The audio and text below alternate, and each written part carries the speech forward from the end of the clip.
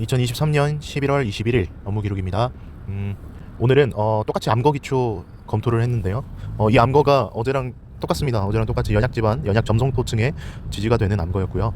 이럴 때 조금 문제는 연약 지반 처리나 이런 것도 다 끝내고 치마도 다 시키고 그렇게 해서 암거를 설치하는 건데, 이때의 치마량을 어떻게 산정을 할 것인가 라는 그런 문제가 가장 큰 문제였습니다. 그러니까 고민거리가 그거였는데, 이번에 산정한 방법은 어제까지만 해도 프리로딩 했을 때 발생할 수 있는 총 치마량과 그리고 프리로딩을 다 처리가 끝났을 때 발생 치마량 해가지고 그 차이를 해가지고 잔류 치마량이 나오는데, 그 잔류 치마량을 암거 기초의 발생 치마량으로 가름하겠다, 뭐 이런 개념으로 좀 검토서를 좀 작성을 했었습니다. 구조 계산을.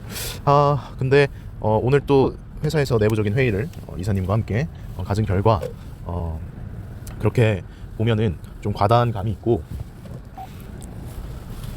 실제로 허용 치마량을 어떻게 적용을 할지에 따라 다르겠지만 허용 치마량에 만족하지 못하는 그런 단면들도 생기게 되었습니다. 근데 이게 연약 지반 처리까지 다 끝낸 상태에서 암거가 설치되는 건데, 이게 허용 치마량 기준에 안 들어간다는 것은 좀 말이 안 되는 것이거든요. 뭐 일단 앞서 허용 치마량 기준이라는 것이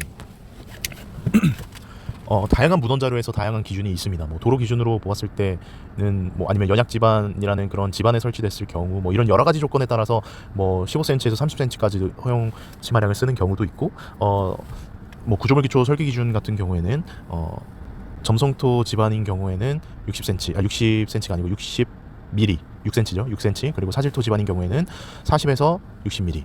그러니까 평균적으로 50mm 정도를 이제 선택을 해서 사용하는 경우도 볼 수가 있었습니다. 그래서 이왕이면 그냥 구조물 기초 설계 기준을 기준의 그 허용 치마량을 쓰고 싶어서 그거를 썼는데, 아까도 말했듯이 도로 기준으로 잔류 치마량을 이제 암거의 발생 치마량으로 가름한다고 했을 경우에는 그 도로 기준으로의 허용 치마량, 허용 잔류 치마량 기준이 10cm 이내이기 때문에 6cm가 넘어가는 경우에는 구조물 기초 설계 기준 허용 치마량 기준에 만족을 하지 못하는 경우가 생기는 거죠. 그러니까 이런 경우에는 조금 더 그 의미들을 좀 다시 파악할 필요가 있었습니다. 그래서 파악을 한 결과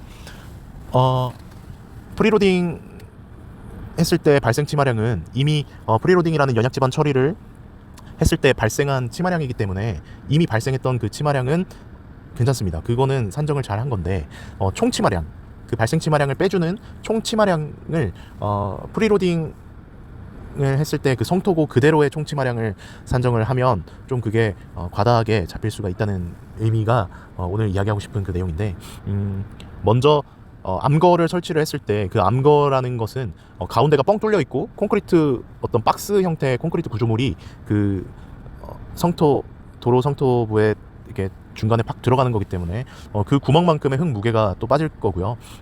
콘크리트 그 테두리 부분의 콘크리트만큼의 무게는 흙 무게 차만큼, 단위 중량 차만큼 늘어나게 될 거죠. 그리고 혹시 수로 암거인 경우에는 그 안에 물이 채워지게 되니까 그 채워지는 물의 무게까지 더해줄 수 있고, 아니면 통로 암거인 경우에는 그래도 안정축으로 계산을 하기 위해서는 뭐 그 교통하중을 안에다 추가를 해줘서 그 하중까지도 환산을 할 수가 있겠죠. 그 흙의 성토고로요. 그렇게 산정을 했을 때는 프리로딩 시 산정했던 성토고보다 확실히 떨어지는, 그 성토고가 감소되는 그런 현상을 결과를 얻을 수가 있었습니다. 그래서 그렇게 감소시킨 성토고, 환산한 거죠. 모든 무게를, 암거가 설치되었을 때 발생할 수 있는 무게들을 흙의 성토고로 환산을 한 다음에 그거를 프리로딩 했을 때 성토고랑 비교를 해보시면은 확실히 더 적은 성토고의 결과를 확인하실 수가 있습니다. 그렇게 됐을 때 총 치마량을 구해야 되는 거죠. 그러니까 암거가 설치되었을 때 그 단면에서의 총 치마량을 구하면 총 치마량 자체가 줄어들게 됩니다. 그럼 그 줄어든 총 치마량에 실제 발생했던 그 프리로딩 연약 지반 처리가 완료됐을 때 그 발생 치마량을 빼주게 되면은 확실히 6cm 이내로 그 발생 치마량이, 암거 기초의 발생 치마량이 잔류 치마량이죠. 잔류 치마량이 계산이 되는 그런 결과를 얻을 수 있었습니다. 일단 오늘은 뭐 여기까지 기록을 하고요. 또 다른 재밌는 그런 설계의 내용들이 있으면은 또 계속해서 기록을 해 보도록 하겠습니다. 수고하셨습니다.